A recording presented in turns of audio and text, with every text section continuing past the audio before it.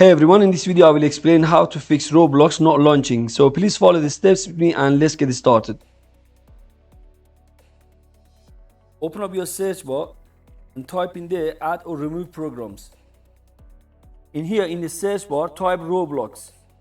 So in here we need to uninstall Roblox player only. You don't need to uninstall Roblox. You can just leave this one. Once you uninstall it, then try to log into your Roblox account and download it again. So select any game, then click on download and install Roblox. Click on Roblox Player Launcher to run it. And next, on your keyboard, press Windows key and R to open up Run. And type in there %local app data % and click OK. In here, look for Roblox folder and open it up. Next, open up versions folder. Versions folder again.